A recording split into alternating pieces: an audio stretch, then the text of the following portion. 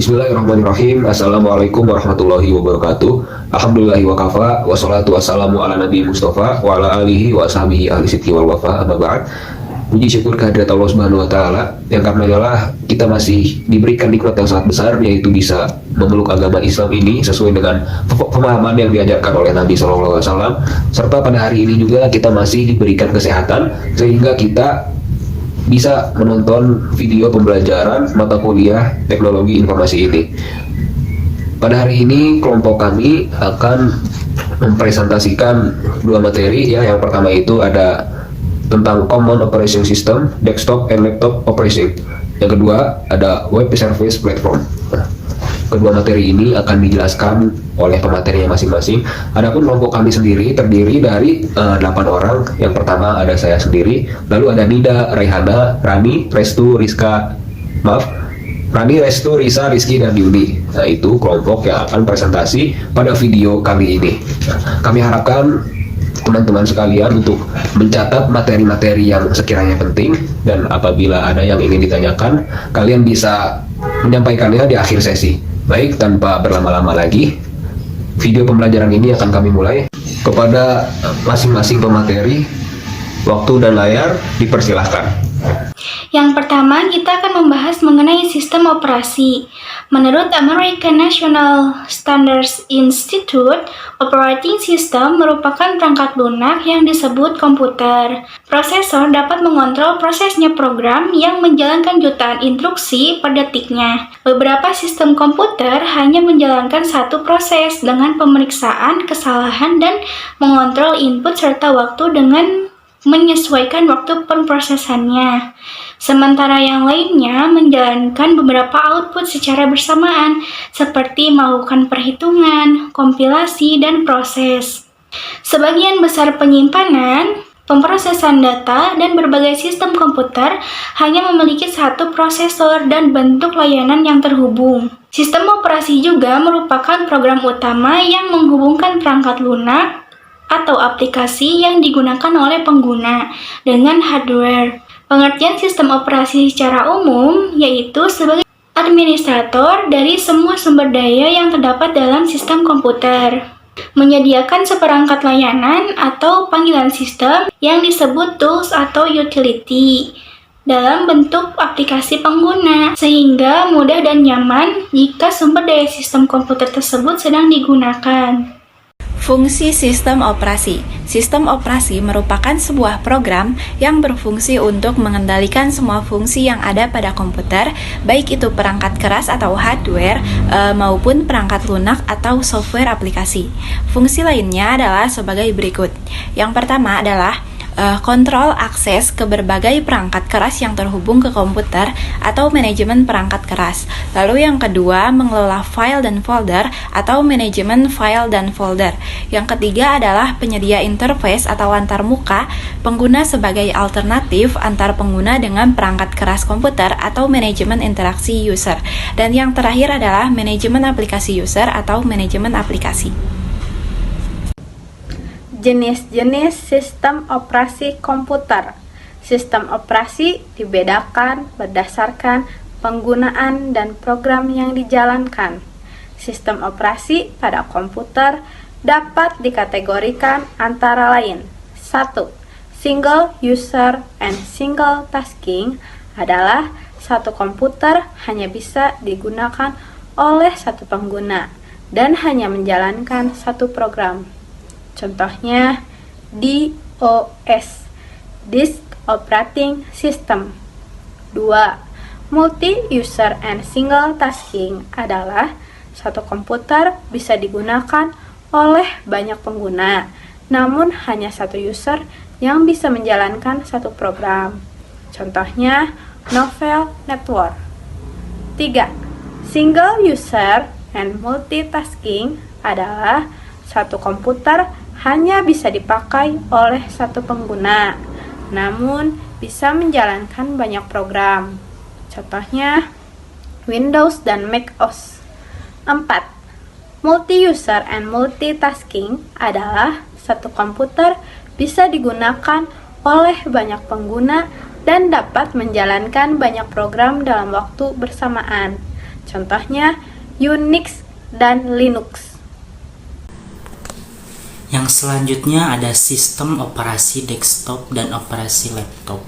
Sistem operasi desktop dan operasi laptop merupakan sistem operasi low user yang banyak digunakan di rumah, sekolah, kampus, perkantoran, dan home office. Operasi desktop yaitu dapat mendukung penggunaannya oleh satu orang atau user dan mampu membagi file atau folder. Saat ini sistem operasi desktop atau laptop umum digunakan di dunia terbagi dalam 3 kelompok, yaitu Microsoft Windows, Apple macOS, dan Linux, karena ketiga sistem tersebut merupakan pengembang sistem operasi terbesar. 1. Microsoft Windows, yaitu operasi desktop paling populer di dunia. Asal-usul Windows ini atau operating system ini berkembang sangat pesat, yaitu ditulis pada tahun 1980 oleh Tim Peterson dan dikembangkan oleh perusahaan Microsoft, yaitu pendirinya Bill Gates. Versi pertama dari sistem operasinya yaitu Windows 1.01 yang dirilis pada 1985. Sebagai produk terbaru dari Windows ini, Microsoft merupakan perusahaan yang paling sukses dalam mengembangkan sistem operasi, yaitu terpopuler yakni ada Windows 7 dan Windows 8 dan seterusnya. Yang kedua Linux. Linux merupakan salah satu sistem operasi yang memimpin lahirnya Linux di dunia. Sejarah Unix dimulai pada tahun 1965, yaitu ketika para ahli di Bell Labs, sebuah laboratorium yang bekerja di California, sehingga dirancang yaitu operasinya yaitu multitasking dan multi-user portable. Sistem ini berfokus pada workstation dan server karena elemen ketersediaan dan kontabilitasnya dapat digunakan, dimodifikasi, dan Unix telah dikembangkan oleh banyak pemangku kepentingan dan telah menciptakan banyak variasi dari Unix. Ketiga ada macOS, yaitu sistem operasi komputer yang dikembangkan oleh Apple. Apple sebelumnya bernama Apple Computer, merupakan sebuah perusahaan Silicon Valley yang berbasis di California. Bergerak di bidang teknologi komputer, Apple membantu meluncurkan revolusi komputer pribadi dengan produk Apple II pada 1970 dan berkembang hingga sekarang. Operasi pertama yang menggunakan antarmuka pengguna atau graphical user interface menyertakan elemen one step, dan macOS X menyertakan memori gaya Unix dan multitasking. Keunggulan macOS stabil karena menggunakan Unix. Multitasking dengan tampilan UI sangat bagus, aman dari malware. Dan operasi komputer ini dikembangkan dan didistribusikan oleh Apple Inc. macOS sebagai penerus macOS Classic dan macOS X dibangun di atas kernel XNU dengan kemampuan standar Unix. Pengertian web service. Web service merupakan aplikasi yang berisi sekumpulan basis data dan perangkat lunak atau bagian dari program perangkat lunak yang diakses secara remote oleh piranti dengan perantara tertentu. Pada umumnya, web service ini memiliki ciri khusus berupa URL, layaknya web, yang membuat berbeda dari website. Web service ini adalah interaksi yang diberikan oleh web service itu sendiri. Dan URL pada web service hanya mengandung sekumpulan informasi, perintah, dan konfigurasi. Contohnya adalah saat pengguna ingin mengetikkan alamat URL dari website tersebut untuk melakukan pencarian atau request pada layanan yang tersedia dari website tersebut, lalu sampailah permintaan tersebut ke server yang dituju. Kemudian server akan memberikan respon yang dapat dijadikan menjadi laman web. Inilah hubungan antara client dan server yang umumnya terjadi pada sebuah website. Web service dibangun atas beberapa teknologi web seperti XML, SOAP, WSDL, dan UDDI. XML ini adalah digunakan untuk sumber daya data yang memiliki interoperabilitas yang tinggi. Terus, yang kedua ada SOAP. SOAP ini adalah sebagai protokol ringan untuk XML sehingga dapat digunakan untuk menganalisa informasi dari request dan respon pada web tersebut. Yang ketiga ada WSDL. WSDL ini adalah sebuah bahasa berbentuk XML yang digunakan untuk mendeskripsikan kemampuan dari web service sebagai kumpulan dari komunikasi-komunikasi yang saling berinteraksi sebagai pesan. Yang keempat ada UDDI. UDDI ini adalah sebuah direktori yang didistribusikan secara web based sehingga dapat mendaftarkan diri ke internet yang dapat dijelajahi. Baik, selanjutnya mengenai manfaat dari web service. Nah, web service ini sepenuhnya berdasarkan pada standar web dan XML. Web service juga dapat membantu, yaitu satu, sebagai perantara pada integrasi platform sepanjang eksekusi mesin virtual, yang kedua, integrasi antara web dan OO middleware, dan yang ketiga, integrasi dari aliran kerja terisolasi dan service-service seperti web service flow language. Lalu yang keempat, pertukaran data pada aplikasi yang berbeda-beda. 5. Masa depan atau standarisasi dari info konteks antara web service dan klien, yaitu integrasi service horizontal. Lalu yang keenam, pemain utama pada standar-standar. Nah, teknologi web service ini memungkinkan sebuah aplikasi menjadi sangat kecil ukurannya, karena kebanyakan datanya disimpan di web service sehingga tidak perlu disimpan pada secara lokal. Web service ini juga memudahkan untuk memperbaharui data dalam aplikasi karena perubahannya hanya tinggal dilakukan di web service, dan semua aplikasi yang terinstal secara lokal dan mengakses web service ini pun tentunya dapat secara otomatis mengikuti perubahan ini. Teknologi web service ini juga sangat cocok untuk diterapkan pada aplikasi mobile, di mana perangkatnya itu kebanyakan selalu terkoneksi dengan internet dan membutuhkan aplikasi-aplikasi yang ringan dalam sisi instalasi lokalnya. Baik, materi selanjutnya saya akan ambil alih. Materi yang akan saya bawakan adalah tentang keuntungan penerapan web service. Web service dapat digunakan sebagai salah satu alternatif dalam pengembangan aplikasi netir, di mana dipisahkan antara server database, aplikasi, dan klien.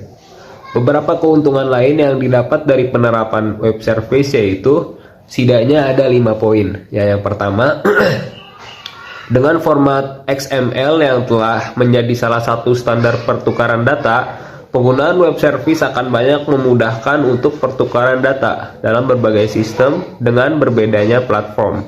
Apabila kita membuat web service dengan teknologi Java, maka fungsi-fungsi yang ada dalam web service tersebut dapat kita baca dengan menggunakan sistem lain yang berbeda sama sekali dari Java. Nah, misalkan menggunakan Net atau PHP.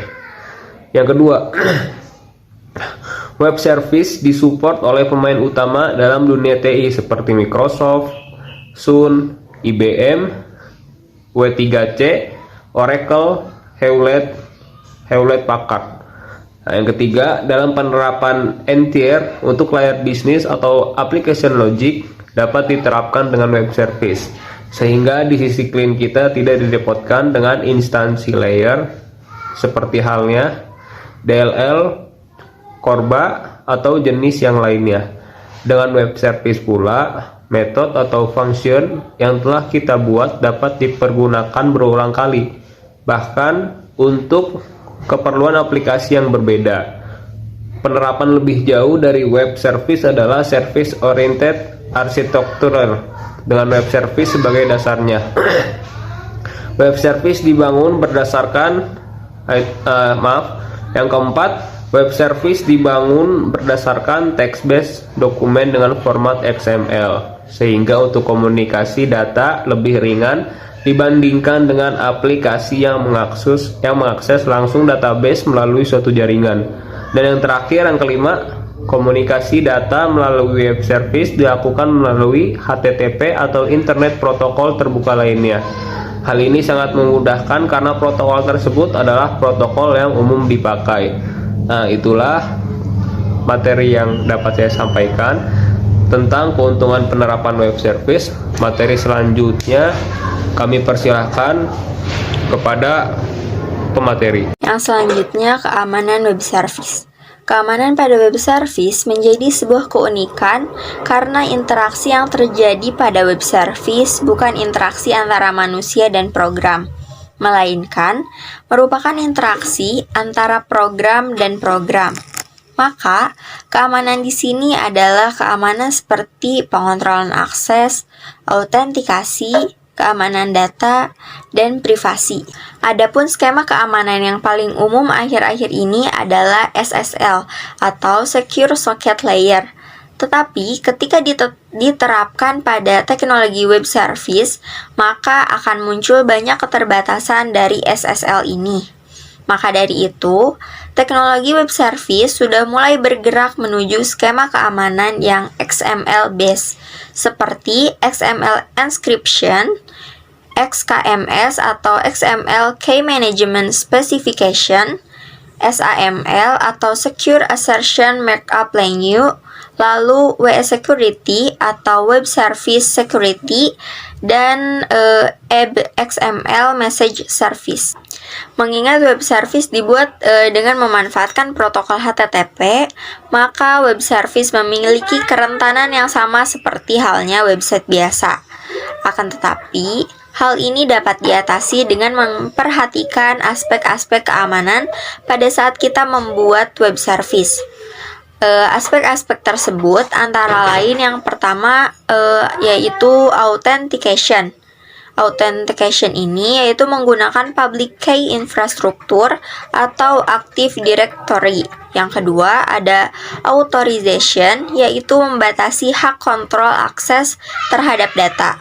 Yang ketiga, confidentiality, yaitu melakukan encrypt pada isi message. Yang keempat, ada data integrity, yaitu menerapkan secure security layer atau SSL pada saat proses komunikasi data dalam jaringan.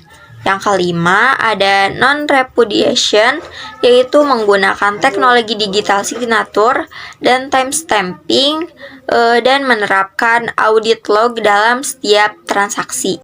Baik, sebelumnya terima kasih kepada teman-teman saya yang telah menyampaikan materinya dengan baik dan sangat detail. Di sini saya akan membacakan kesimpulan atas apa saja yang telah teman-teman kami sampaikan. Nah, kesimpulannya, sistem operasi atau OS merupakan sistem perangkat lunak yang bertugas untuk mengontrol dan mengelola perangkat keras dan sistem operasi dasar, termasuk pelaksanaan software aplikasi seperti pengolah kata dan browser web. Sistem operasi menurut American National Standard Institute, perangkat lunak yang mengontrol program komputer, yakni berbagai format untuk penyesuaian waktu pemrosesan, pemeriksaan kesalahan input dan kontrol output, perhitungan, kompilasi, penyimpanan, pemrosesan data, dan layanan berhubungan. Sistem operasi umum desktop yang digunakan, termasuk PC, laptop, atau komputer pribadi, dapat dibagi menjadi 3 kelompok utama.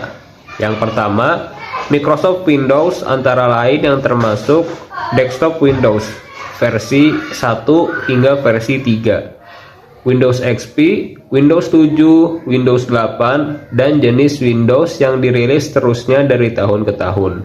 Kedua, keluarga Unix yang menggunakan antar muka sistem operasi POSIX seperti SCO Unix, keluarga BSD. BSD itu berkelai software distribution, GNU atau Linux, Mac OS. Terus ada lagi yang namanya GNU atau HURT. Nah, ketiga, Mac OS merupakan sistem operasi untuk komputer atau laptop Apple yang umumnya dikenal sebagai Mac atau Macintosh. Sistem operasi terbaru adalah Mac OS X versi 10,4 dalam kurung Tiger. Adapun rencana peluncuran versi 10.5 Leopard pada awal 2009. Nah, itulah kesimpulan yang bisa kami berikan. Kami mewakili teman-teman sekalian yang telah mempresentasikan materinya pada hari ini, meminta maaf yang sebesar-besarnya apabila selama penyampaiannya terdapat kata-kata yang mungkin kurang mengenakan untuk didengar, dan mungkin kalau ada salah kata mohon dimaafkan. Kurang lebih mohon maaf. Terima kasih kepada teman-teman yang telah menonton video